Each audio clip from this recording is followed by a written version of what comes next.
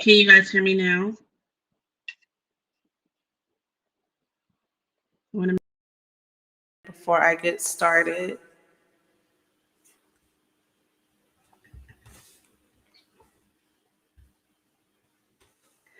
Okay, awesome. Y'all can hear now. So I wanted to wait until you guys came in to kind of get started. I know we're streaming across platforms tonight. We got Facebook on my Calliope's Corner page, and we also have the Black Social Work Travel Club that's with us today. Thank y'all for joining. We also have YouTube that's going live right now. But I wanted to talk about fear.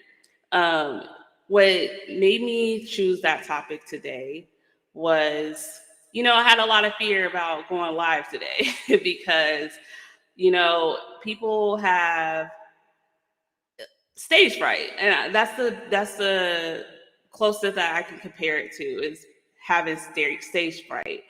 When there's a group of people, it doesn't matter if it's one, two, 100 people. You're still put on a stage in front of people, and it is fearful. And so I kind of want to talk about that. But let me first introduce myself. My name is Tiana. I go by T. So across platforms, I'll be identified as T or Tia. Some people call me Tia as well. I'm a licensed clinical social worker, also a certified financial social worker. And so right now I have my private practice in Texas, and also I'm a travel social worker. And so at the end of this little rant I'm about to do about fear, we'll talk about travel social work and how to get involved with it, because that's a question that a lot of people have too, is what is needed to get into travel social work. And so I want to be able to answer those questions for you. So to get started, let me talk about, like I said, fear. So, what is the definition of fear? According to the dictionary, it's an unpleasant, often strong emotion caused by anticipation or awareness of danger. So, fear is not necessarily a bad thing, but it can be when you're not allowing yourself to do things because of it, right? So it can keep you safe sometimes, but when is it up to a point to where it's not being helpful? And so, when I was trying to make a decision on what I was going to do with my future, I had to really think about that. I had to sit down and say, what is making me scared to make the next step? What is making me scared to go forward with this journey? Like, what do I want to do to move forward? And so I had to analyze, why was I fearful? And so a lot of that is based on failure, the society's identification of what failure is, right? If you're not at a certain status, if you're not at a certain level by a certain time in your life, then you're a failure, right? And so I really had to think about, well, why don't I change my definition of failure? Because sometimes it's not how I get there, you know, or what path it takes to get there. It's as long as you get there. And so with that comes anxiety as well. And a lot of times we find ourselves self sabotaging by procrastination, just simply not doing it, or finding every excuse to not follow through. And a lot of times when that happens, you have to pull yourself together and be like, you know what? This is something that I want, and this is the path I'm going to take to get it. And so, how do we overcome that? We overcome that by having a plan, you know? So, with that plan, you can figure out specifically what it is. So, for me personally, I just wanted freedom. That was my main goal of making a change in my career was freedom. And so I didn't know initially how to do that, but I was able to join a lot of groups on Facebook and follow threads on Instagram to figure out specifically what with the things that I had in place, what can I use that for? What are the transferable skills that I can use to get me to another level? And so also, the fear that I had to move on was triggering a lot of low self esteem and confidence in what I knew. And you're like, well, you went to school for this. What are you scared of? And when you're dealing with people, right? When you're a therapist, when you're a doctor, even nurses, it's a lot of times the fear is, what are you going to do to that person? Like, is it going to be a meaningful transaction? Will you cause harm to them? And often when we get into it, our main goal is to help people. But what happens when you can't help people because of the system, right? The systems that in place are not necessarily there to help people. A lot of times they're there to make money. And so, as a person in a helping profession, how do we still help people and help them make their money? And a lot of times that's hard to do, which is why a lot of us are going into private practice and quitting our jobs, honestly. And right now, there's a lot of short staffing because of it. But you also have to think about the trauma that's in place because of it. So, let's talk about how to get through that. One thing that we need to do is we need to analyze the potential outcomes for making that change, right? So we decide what we made a plan, we decide what we're going to do to make the change. Now what? We're still fear. So, what is that fear? The fear is probably because of the unknown, not knowing what's going to happen, not knowing where we're going, who we're going to meet, the fear of not knowing where the next paycheck is going to be coming from, right? And so let's talk about what is the outcomes of that though. We could possibly get in a situation, get a job that is the best thing that we ever had. You know, it's the best environment. You get more money, but a lot of times you have to ask for it, and we're not doing that pretty often. We're often stuck in, like I said, the fear of unknown, the fear of, you know, not knowing how to make it to the next step.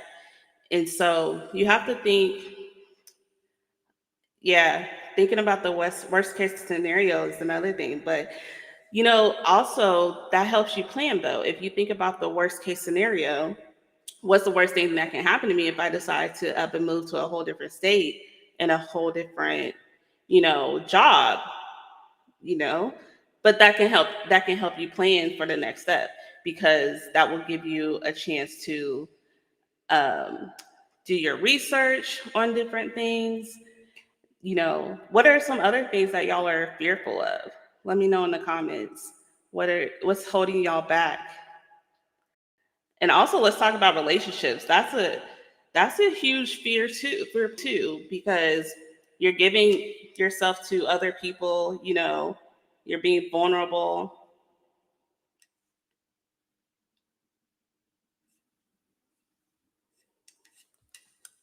Um,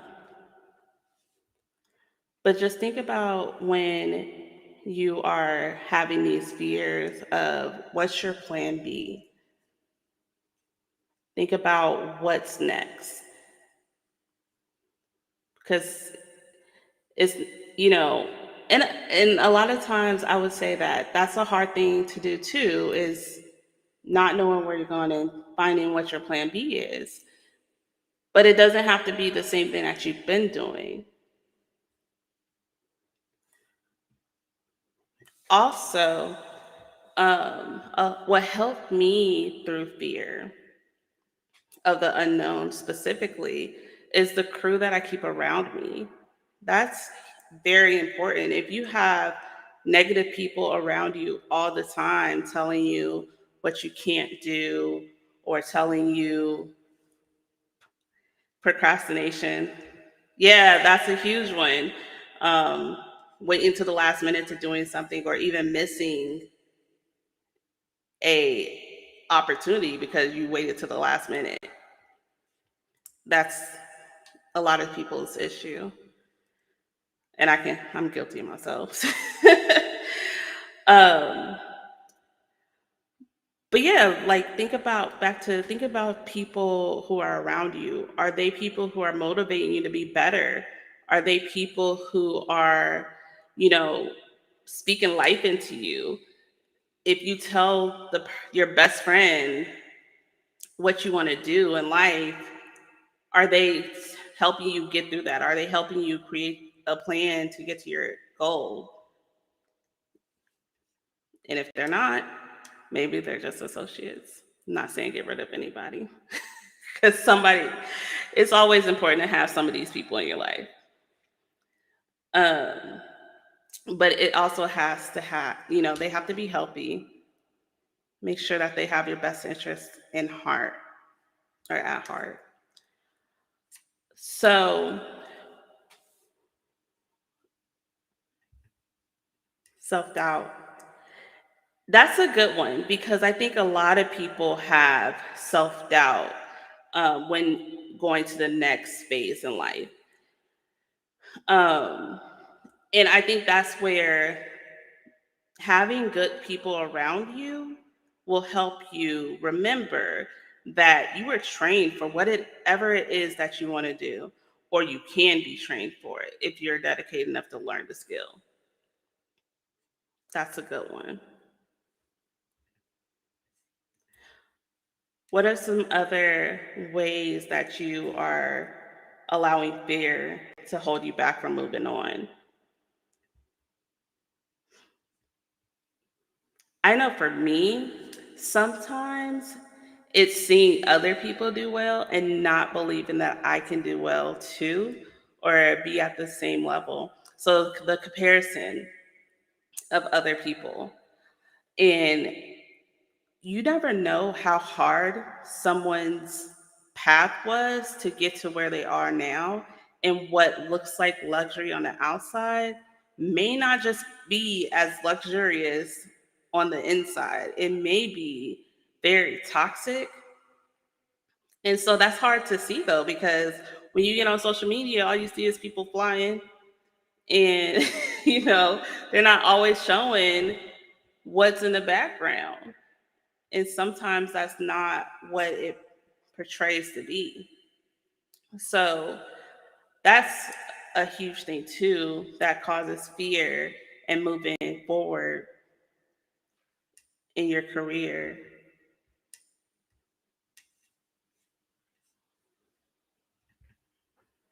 So with that, at the beginning of this year, um, I decided to take a leap of faith and leave my full time staff job at a hospital to do travel social work.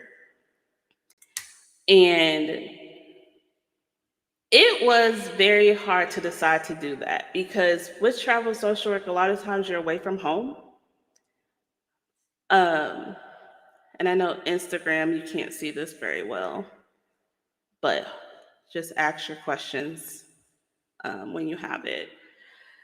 So when you're traveling, you're away from home for long periods of time. um, the good thing is it's freeing a little bit because you're able to choose your schedule. So if you need breaks, you can sign that into you know, your contract, but it's contract work. Most employers are W-2 employers though. So there's that as well. So how do you start with travel social work? What do you need to get started? First, you need to gather all your documents, and we'll go over what the documents are.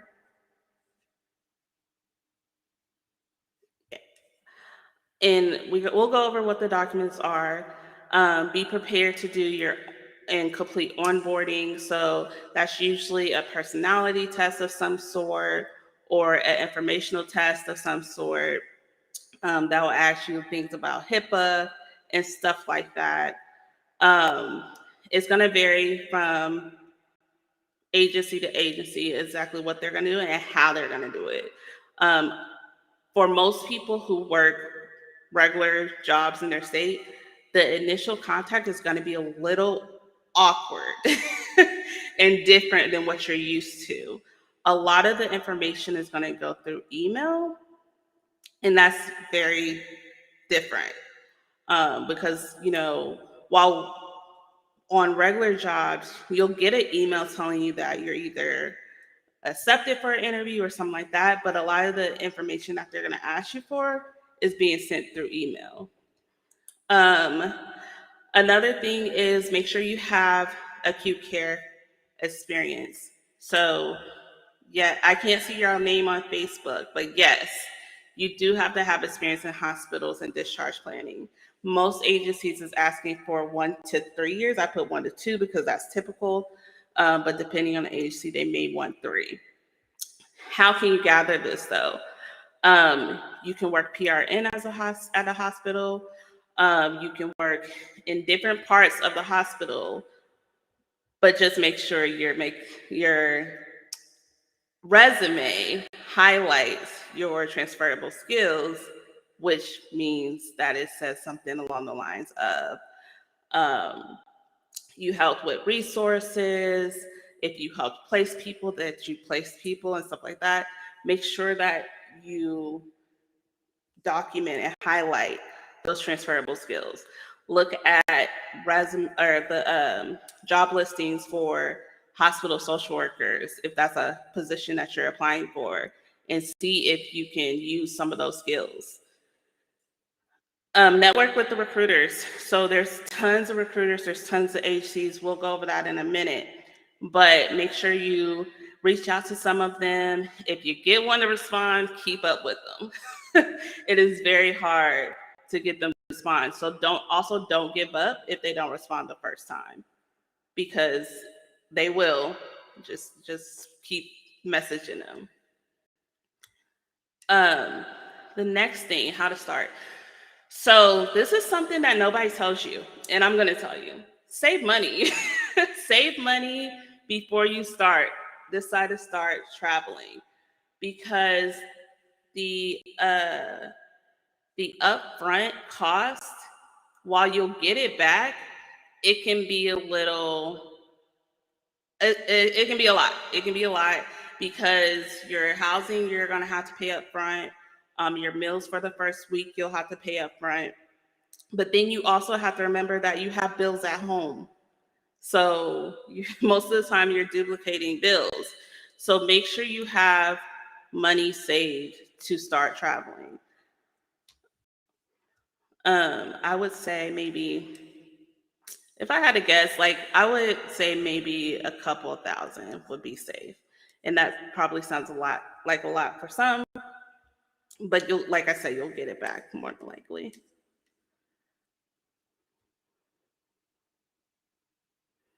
All right, so the different documents that you'll need.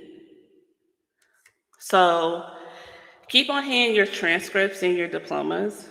Of course, your driver's license, your social security card or a passport, um, typical things that you'll need for your W-2. Be prepared for background checks and references. Usually, in my experience, you do not have to pay for this, um, but it is something that they'll do. Get licensed at least in your state, but it is not a requirement to be licensed to travel. Well, I wouldn't say most, a lot of positions are MSW based, but it is helpful if you have a license. So get licensed and don't be afraid to ask your recruiter about how to get licensed in another state if you need it as well. Get your BLS or your basic life support. Um, your current, see if your current employer will pay for that for you. So that way you already have it on hand. They usually last for 2 years. So if they don't, it's a good investment.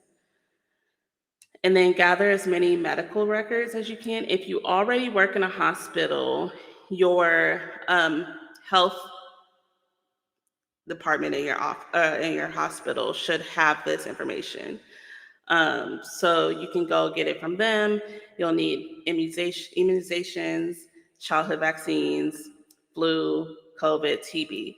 Now, if you're unable to get this information, they will do a test for it, but be prepared to maybe have to cover some costs for that. So, also get your last physical. Most agencies will ask for a release from your doctor saying that you're safe enough, healthy enough to travel. Not all, but some of them. And then be prepared to drug test every assignment. So, and let me correct that. It's every new assignment. If you extend at an assignment, so that means sign a new contract for another X amount of weeks, then you may not have to drug test, but I believe that depends on the hospital. And then save all of your documents, all of these documents we just went through, electronically and in hard copy. And the reason being is you never know when you're going to get to a contract and they've lost your paperwork or have no idea that you're coming. Things happen. So make sure you have it hard copy and electronically.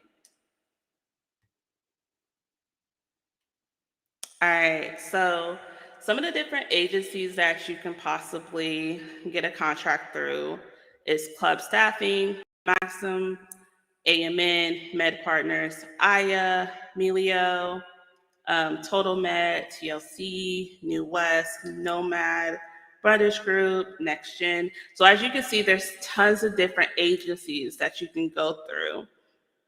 With that, what type of positions they have? Some of them have hospitals, which most of the contracts are hospital based. Some is nursing homes, some are schools.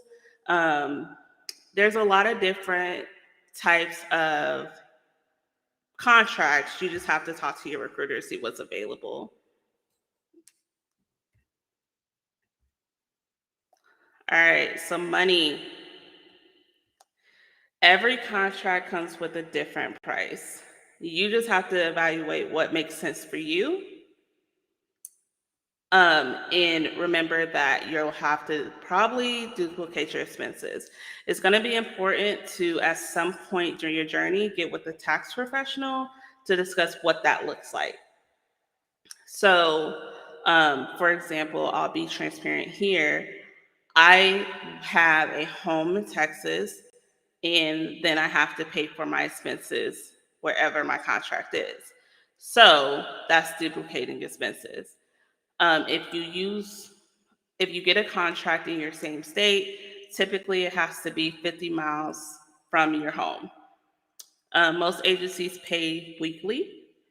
And then if your agency finds your housing for you, if that's an option, more than likely you will not get housing as far as stipends.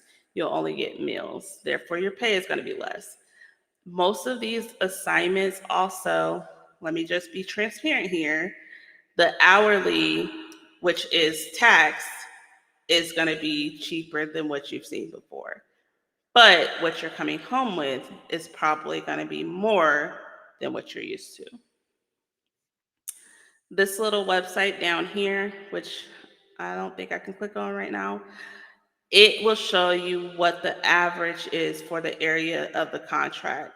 I highly suggest to go here and see what is typical for the contract that you're trying to get or looking into, or that your recruiter presented, to see how much you can probably negotiate when it comes to your stipends. Now, not everybody's going to be negotiable though. So these are some examples of what some of the contracts look like. So here's one over here, and they're all different agencies. I just pulled them off of the travel social work group. So here's some examples. So like this one right here is in North Dakota. It's 13-week assignment.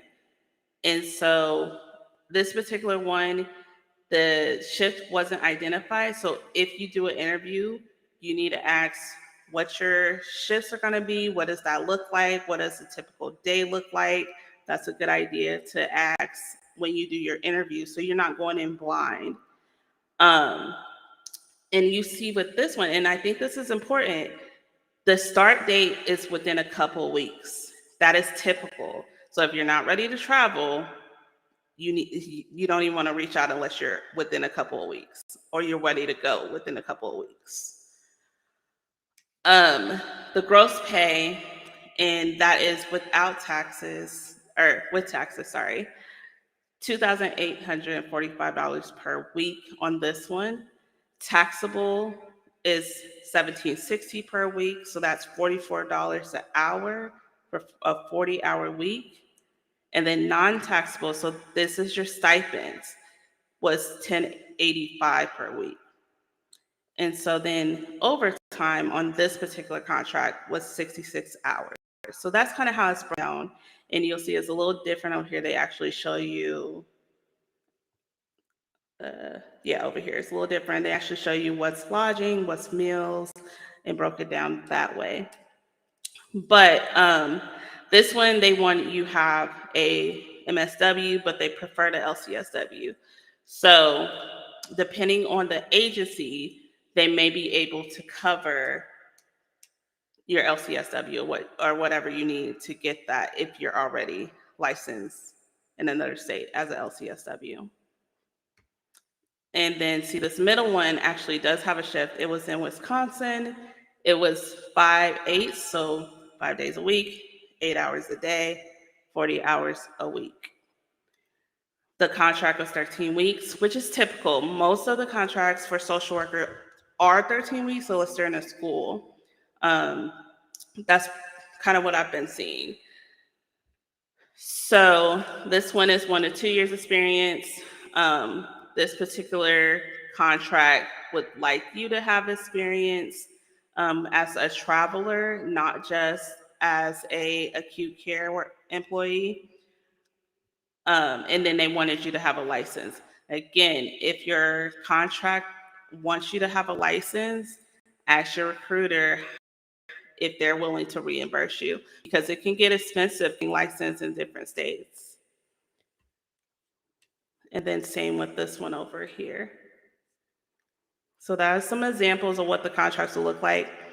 Most of the time, once you're already established with the recruiter, they'll just send this over to you in either text message or email, and you'll just let them know what you're interested in.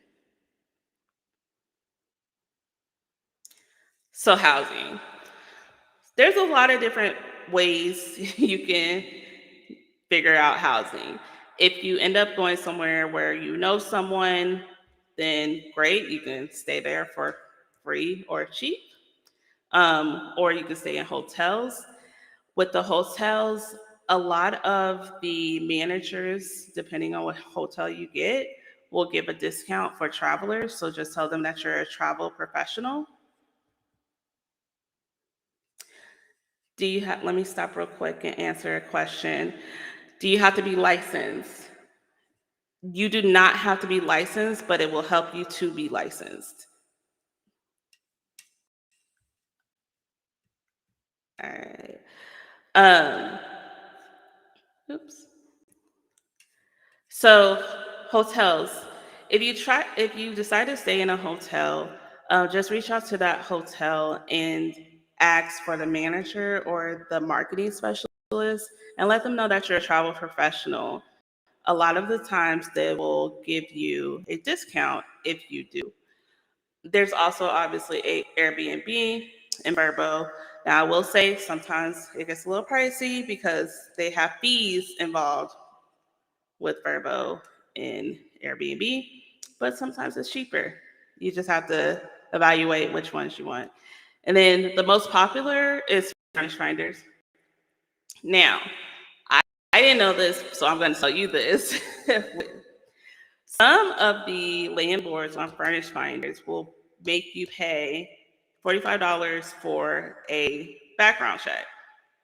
It's not abnormal, but there's landlords that won't ask you for it too. So you just have to decide if that's something that you're comfortable with. I can't tell you that. Um, but there are other landlords that won't ask you for it. So that's something you have to weigh, knowing that whoever house you stay at may know a lot of information about you. Who knows what will come up on that background report? So also, of course, let me go back real quick, sorry. Craigslist, corporate housing.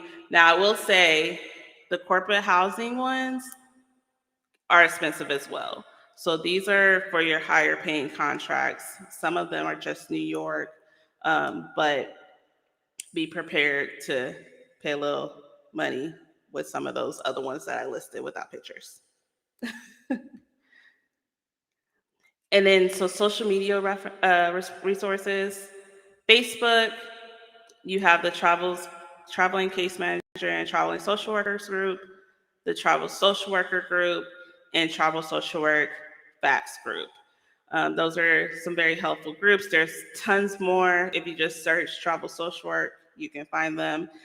There's a couple of YouTube channels who focus on travel social work. Satacity, she is a Black woman who is a travel social worker. Tashara is also a Black woman who's a travel social worker. And the Frugal Female Traveler. They're really good references if you want to kind of see the lifestyle. And I believe they're both in different fields of social work. So it's really interesting to see, like, I believe Satasi is doing, uh, I believe, cancer patients right now. So that's interesting. So those are some social media resources. Is there any questions that I did not cover that you guys have about travel social work?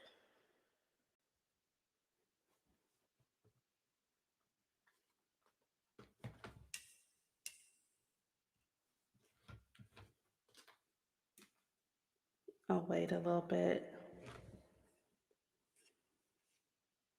I know I kind of flew through it, so I want to see if you guys have any questions.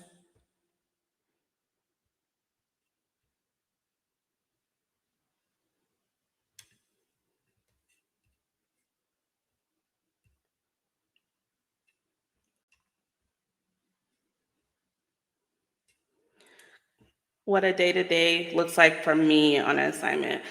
It's different. So I've been on at two different hospitals, one in the ER and one on inpatient unit. So the inpatient unit, what a typical day looks like was, I came in usually 7, but that was by choice. But it's usually 8 to 6, that particular contract. And I would come in and I would get my assignments for the day. And then I would do initial assessments, which, basically is biopsychosocial, kind of get an idea what they need. And then we had three or four meetings every day. In between those meetings, so it was typically a general case management meeting, so updates about what's going on. And then it was, after that, discharges only. And then after that, it was basically every patient in the hospital, what they needed and stuff like that. Um, and that's pretty much was our day. In between those, I would try to get people placed in nursing homes, discharges, make sure they have rides home, make sure they have their appointments set, make sure they have access to PCPs. That was pretty much a typical day on the inpatient unit. In the ER, a typical day is come in, and it is pretty much referral based, but I have to do initial assessments for every patient who's being admitted into the hospital. So right now, or in that hospital, sorry, the ER hospital, it's pretty much a lot of homeless people, people who are unhoused, and trying to find them resources, really. And I'll be honest, I never realized how many cities had very limited resources or a lot of resources, but there's no access to them. Um, so I will say traveling has made it very interesting to see the differences of what the cities are providing for their population, homeless population, that is. So that's kind of what the day to days for me look like. Of course, different clinics look different locations look different. It kind of just depends on the morale and what the structure of the hospital is. Also, I will mention for what the day to day look like. Um, every hospital may have a different system. So some hospitals have Epic, some hospitals have Allscripts, some hospitals have Meditech. So when you first get there, if you've never worked with their system before, then you may have to learn how to use their system. Would it be helpful to have another, like something you can do remotely while traveling just to keep income steady? That's really up to you and where you are financially. You'll have time most of the time um, to have a remote job because it kind of just depends. I want to say most contracts are the typical 8 to 5. So if you wanted to have an overnight job, you could keep up with it. Or if you wanted to have a weekend job, you can possibly keep up with it. So it just kind of depends on where you are financially, but I wouldn't say that you would have to if you're able to manage your money properly.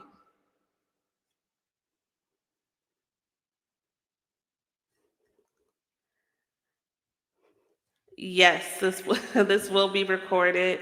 It's gonna be on YouTube long term, and it will be in a podcast form. Hopefully, sound a lot prettier than the slide does. Is there any more questions or any follow up questions?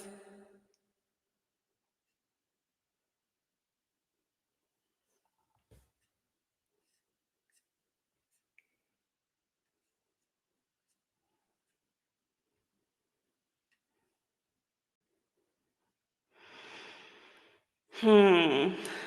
Um.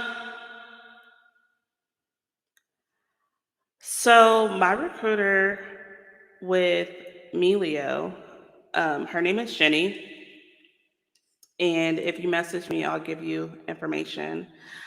But I will say this is a good question to ask. I will say that every recruiter is different, and who I consider the better recruiter may not be the same to you.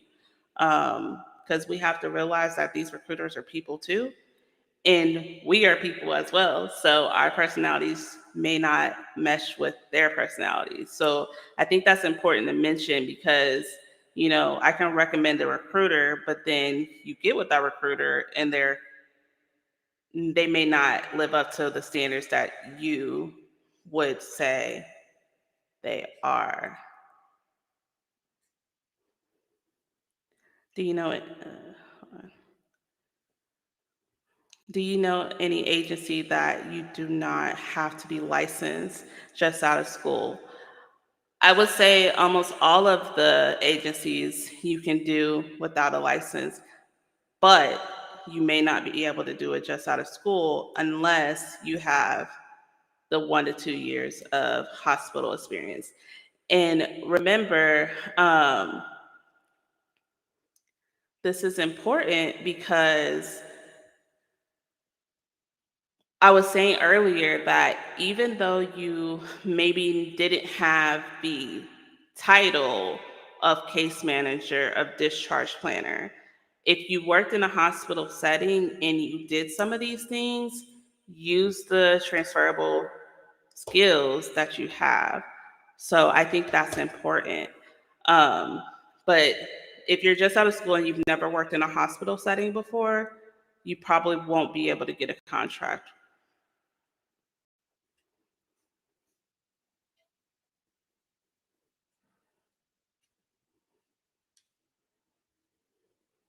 Right, right. Yeah, not all assignments require a LCSW. Most of them you just need a master's degree. But again, if you're just out of school and you have no hospital experience, you may want to rethink that. Does a hospital setting have to be current? Have I've heard some social workers say that they have experience, or that the experience has to be recent.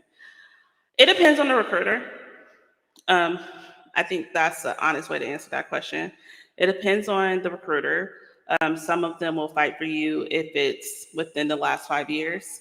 But I know that some recruiters will want it to be recent within the last two. What about recovery services? Um, I can't say that I've seen any, but that doesn't mean they don't exist. If you go back after we're done, there's a list of agencies. You'll have to just check and see if if there's any recovery services positions listed on their websites.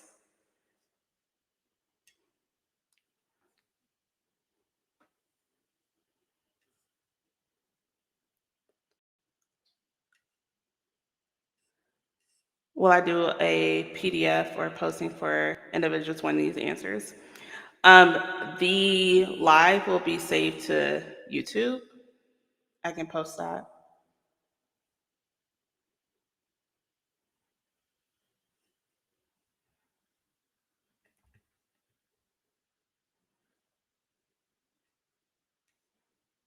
I might be able to do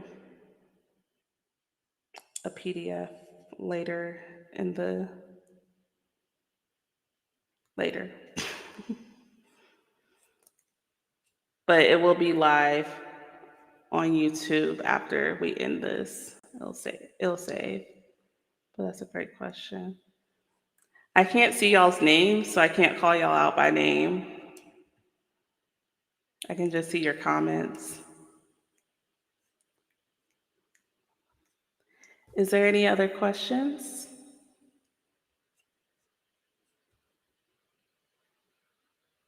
Oops.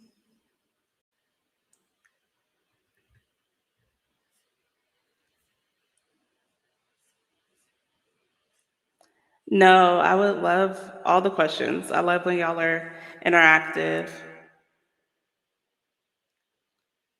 Oh yeah. So like I said, just use your transferable skills. Message me if you need a little help in that. If it's in a hospital setting, just use your transferable skills to your advantage. I will say though, um, if you haven't done discharge planning specifically or case management specifically before, be prepared if you do decide to travel with just the experience that you have to feel like maybe it's going to be difficult, because the one thing that I do want to highlight with travel social work is they kind of expect you to already know what to do. So we don't get a lot of training. I'll post yeah, so we don't get a lot of training. That's important. I will post the link for the YouTube channel after we end.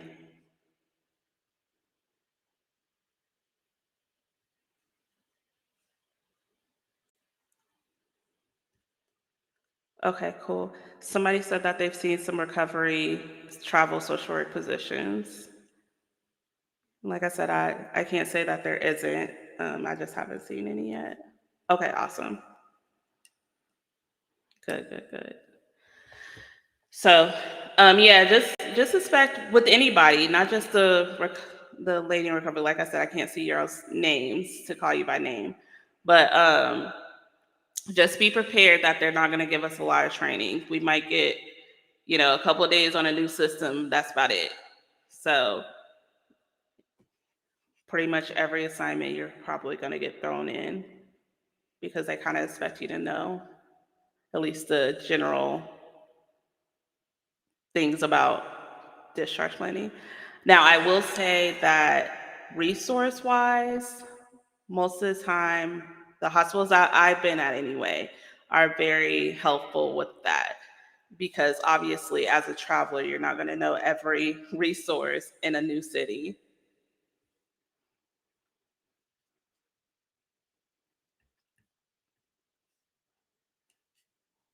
Is there any more questions?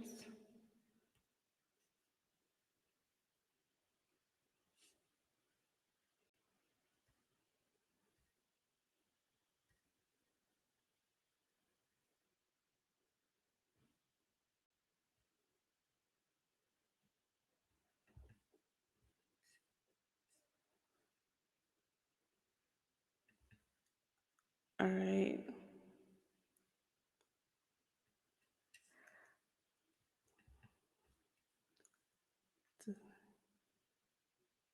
Okay. So Yale was nice and gave a week for training. But yeah, it does depend on the hospital and it depends on like how short they are. Um, so some hospitals will expect you to be up and running, but some like us like she said, Yale did a week. Some will give you a week to get it together. But be I would say also kind of be honest on what you don't know and seek help when you need it. Like don't just be out here, you know, doing stuff. We don't want to cause harm in this either. So ask for help when you need it. There's also a lot of travel social workers who's willing to help you through this as well. So I see there's a couple in here, and I'm sure that because y'all can see the names, I'm sure they'll help as well if you have questions. So I'll wait for, I don't know if there's a delay or anything, so I'll wait a little bit for some more questions to straggle in if we have them.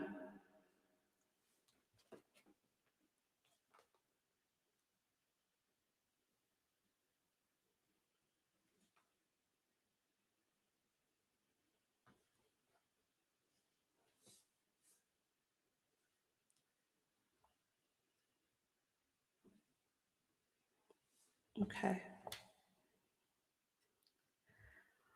All right. So it looks like we may not have any more questions right now. Like I said, feel free to message me if you guys have any further questions. I'm willing to help. Like I said, I know there's another travel social worker in here, so I'm sure they'll be willing to help as well. And let me know if there's anything I need to add to this presentation too, because I'm sure we'll do it again at some point.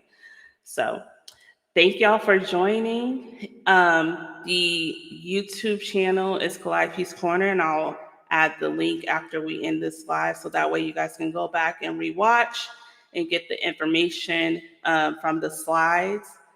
And I hope y'all have a great week. And remember to not allow fear to stop you from doing what you want to do, stop you from moving to the next level, because sometimes it's not really failure, It is just a new path of life that you're following. All right.